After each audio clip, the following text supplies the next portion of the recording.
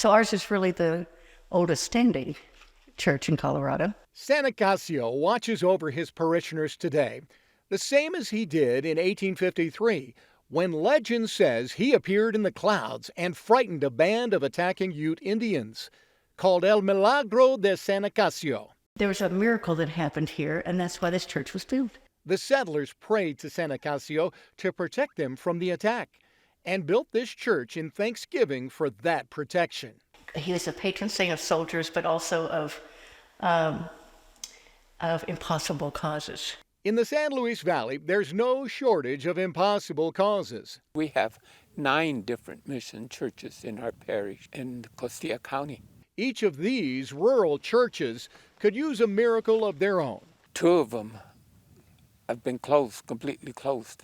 We're in danger of closing this one. We're in danger of closing the one in Blanca.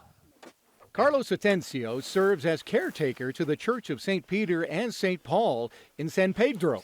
I did First Communion in this church. Atencio points to declining attendance as one major challenge. The community has gotten so small that we'd have 5-6 people attend Mass. And our collections, if we're lucky, $40. That's not even enough for utilities and insurance, to say nothing of repairs. You're leaking a lot in the valleys. Richard Kuhn takes care of the Immaculate Conception Church in nearby Chama. Water damage threatens the walls. All the adobe just collapses. It just, turns into mud and then just gone. It's gone. And there goes your wall.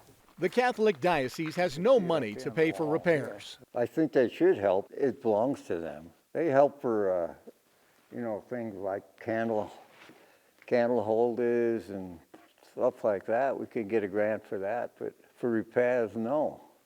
And that's what we really need. They're pretty much telling us that we are on our own, and we've been this way for quite some time.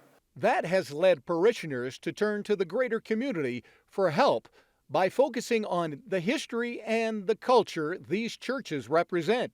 These churches really tell the story of early Hispano settlement in and around the San Luis Valley, a story of connection to the land and to a cultural tradition that continues all the way to the present. So these structures, in many ways, embody that social glue, that system of social connectivity and cohesion. By seeing the decoration, the statues, the stained glass, you're getting a little bit of a window into some of the drive and some of the worldview of that community. The pews and the altar were done by a local gentleman.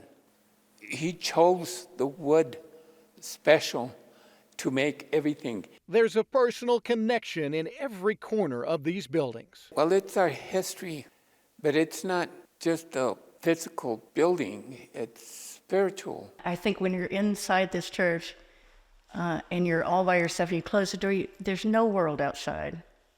And you feel the prayers that are in the walls here of, a century of prayers. Under San Nicasio's watchful eyes, parishioners pray for another miracle. They need something, they pray for it, and they expect it'll happen. And I've never been around people that are so sure of their faith. And if we get rid of the church, it would be a sad thing. It would be something that is part of our culture that would be destroyed and abandoned. We can't allow it. I won't allow it as long as I can do it.